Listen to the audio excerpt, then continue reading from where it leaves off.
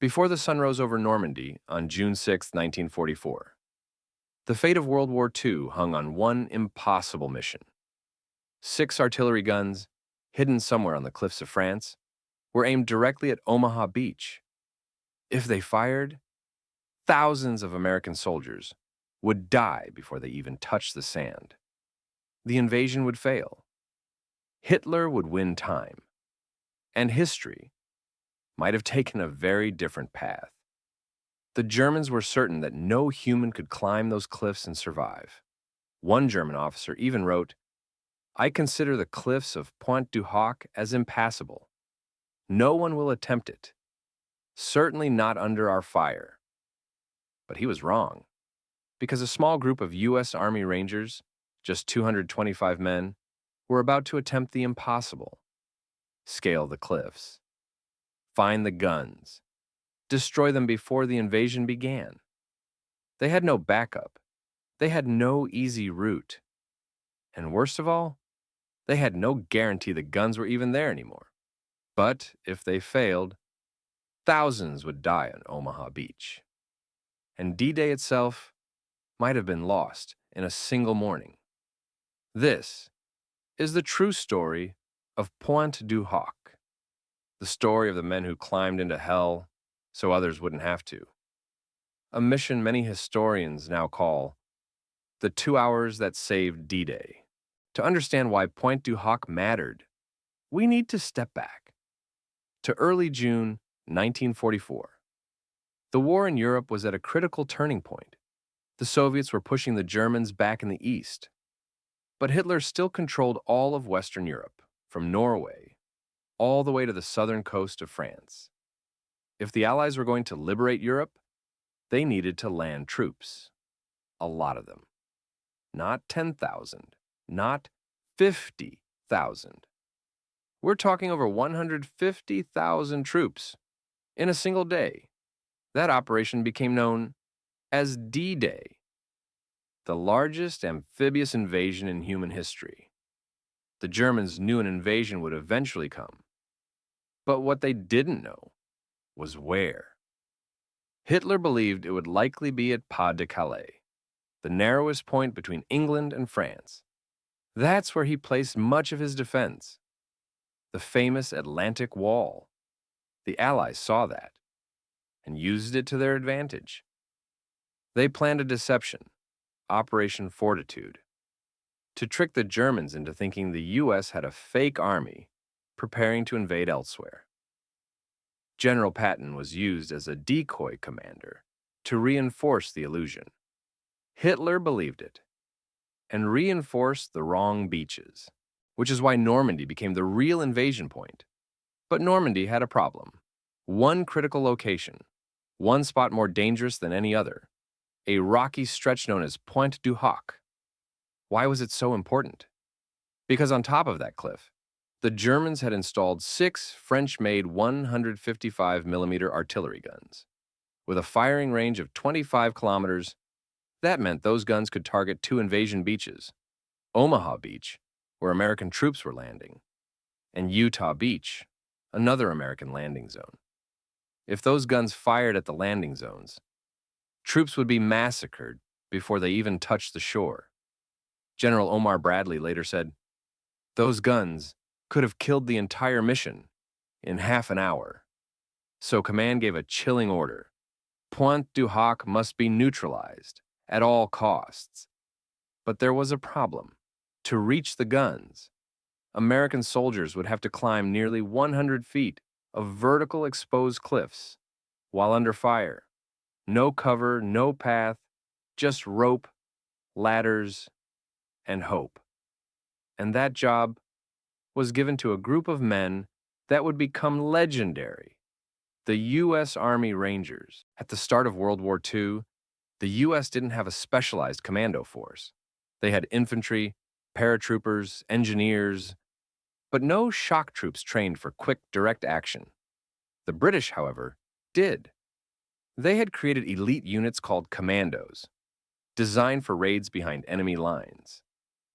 Impressed by their training and success, the U.S. Army decided to build its own version. So, in 1942, A call went out for volunteers. The requirements were simple. You had to be fit. You had to be tough. You had to be willing to take orders, no matter how dangerous. Thousands applied, but only a fraction made it through training, and training was brutal. It took place in Achnacarry, Scotland, an isolated area the British used to build their commandos. American soldiers quickly learned this wasn't regular boot camp. They were marched through freezing rivers. They were forced to run uphill carrying logs. They crawled through mud and barbed wire while instructors fired real machine guns over their heads.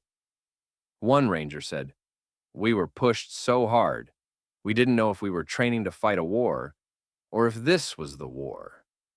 Their motto became legendary: Rangers lead the way. By 1944, they were ready. Under the command of Lieutenant Colonel James Earl Rudder, 225 men were specifically chosen for one mission: Pointe du Hoc. Rudder knew the risks. He even told his men the casualty rate might be 70%, maybe more. But not one ranger backed out. They trained for the climb obsessively. They practiced with grappling hooks and rope ladders. They practiced landings on rocky shores. They rehearsed until their hands bled. Before they left for Normandy, Rudder's final speech was simple: if we succeed, we change the war. If we fail, no one else will reach those beaches alive. Get some rest, men. Tomorrow, history's waiting. The moment the Rangers finally crawled over the edge of the cliffs, there were no cheers, no pause, no dramatic sunrise waiting to congratulate them. There was only smoke, burning earth, and German gunfire ripping through the air. They were exhausted, waterlogged, covered in mud and blood, but they were not safe. In fact, the most dangerous part had just begun. The top of Pointe du Hoc wasn't flat like a normal battlefield. It was wild terrain, twisted earth, craters everywhere from pre-invasion bombing. Huge chunks of earth had been blasted into the sky and landed back down as jagged walls. Some craters were 10 feet deep. Entire squads could disappear inside them. Visibility was terrible. The Rangers quickly realized there was no organized front line here. There was no direction, no clear enemy, just sudden ambushes, hidden snipers, and mines buried everywhere. The terrain looked like the moon, but sounded like hell. They tried moving in formation at first, but every time they grouped too tightly, mortars would land near them. After just minutes, officers gave the order: split up, small teams, move fast. Teams of 3, 4, or 5 men began moving independently, using hand signals and instinct. There was no time for perfect tactics. They had to adapt or die. Radio contact was nearly impossible. Smoke blocked view of signal flares. Bullets tore through the antenna of more than one radio man. The Rangers moved yard by yard, scanning every bush and shadow. One ranger later wrote in his diary, "You didn't feel brave. You just didn't want to die alone." Men ducked behind rubble, sprinted between craters, and crawled when they had to. The only rule was keep moving. If you stopped, there was a sniper waiting somewhere to take the shot. The Rangers had to improvise constantly. They used captured German weapons when ammo ran low. They used knives to cut communication wires laid by the Germans. They even used mirrors from broken scopes to check corners without exposing their heads. Training helped, but instinct was what truly kept them alive. Still, tension grew. Every empty bunker felt like a failure. Every minute wasted could mean thousands dying on Omaha and Utah Beach. Some Rangers wondered if their information had been wrong. They had to make a choice: keep searching or pull back. But retreat was never an option. They kept sweeping the area, looking for anything, any sign of artillery. Then came the moment. A young ranger, scanning the ground near a path, noticed something everyone else missed: fresh wagon tracks. Not just footprints, heavy tracks. and they led deeper inland, away from the cliffs. He yelled for others. 2 Rangers came over, Staff Sergeant William E. Poindexter and Private First Class Leonard Lommel. They knew immediately these tracks were important. They followed them into thick overgrowth, through trees and brush. For nearly half a mile, the tracks continued. Something was waiting ahead, something big.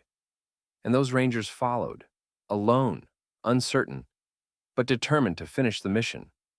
They were about to find the guns, but also something they never expected. The moment 2 Rangers would change the fate of D-Day, and maybe the whole war. Poindexter and Lommel followed the wagon tracks deeper inland, past thick hedgerows and brush that felt more like wilderness than battlefield. They were alone now. If Germans spotted them, they could be cut off. No backup, no radio, just instinct and courage. The deeper they went, the quieter it became. No gunfire, no voices, just the wind through the trees and the distant thunder of artillery from Utah and Omaha Beach. Then, through the branches, they saw them. 6 massive 155mm French-made artillery guns, left in perfect position. These weren't museum pieces. They were fully operational, camouflaged under thick foliage. Ammunition was stacked beside them. Their barrels pointed directly toward the beaches, toward American troops who right now were getting slaughtered on the sand. The sight of them froze both Rangers. They weren't abandoned. The range calculations were already written out on a nearby table. The enemy had prepared everything. Once the order came, these guns could have unleashed hell on American forces struggling on the beaches. And the worst part? No German crew was in sight. They had probably retreated to avoid naval bombardment, but they could return any minute. Poindexter and Lommel knew exactly what had to be done. They didn't wait, didn't call for help, didn't overthink it. They ran forward alone, pulled out thermite grenades, and prepared to destroy the sighting mechanisms. If those were gone, the guns would be useless. They jammed the grenades into gears, optical systems, and breech blocks. The metal sizzled and melted. Smoke poured upward. Each explosion left another gun crippled beyond repair. Gun 1, destroyed. Gun 2, gone. Gun 3, crippled. They moved to the next battery, breathless. Time felt warped. Seconds felt like minutes. Every crunch of twigs sounded like footsteps approaching, but they kept going. Gun 4, destroyed. Gun 5, disabled. Gun 6, killed. Without firing a single shot, they destroyed every gun that could have massacred Allied forces on the beaches. 2 Rangers saved thousands of lives. Had those guns opened fire, it could have changed the entire invasion. Omaha might have been abandoned. D-Day could have failed. And World War II might have dragged on for years. But because 2 men followed wagon tracks, history changed. They sprinted back toward the cliffs to report, unaware they had just completed one of the most crucial actions in modern military history. The mission wasn't over. In fact, the fight was about to become even more desperate. The Rangers expected reinforcements to arrive within a few hours. Instead, they had to hold their ground for 2 days, against wave after wave of German counterattacks. They dug in immediately. They set up defensive positions using craters and rubble. Some Rangers were wounded, some exhausted, some barely able to reload their weapons without shaking. But surrender wasn't an option. Not here. Not today. The enemy tried to infiltrate the Ranger positions with stealthy movements. They used the fog and landscape to sneak closer, but the Rangers had learned to listen. Footsteps, snaps of twigs, breathing. They fought with captured weapons once ammo ran low. They shared canteens, split rations, and used helmets to carry water from puddles. Some drank rainwater from their own hands.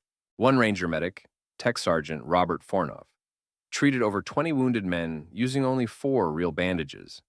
When he ran out of supplies, he tore up his own uniform and wrapped soldiers' wounds with scraps of his shirt.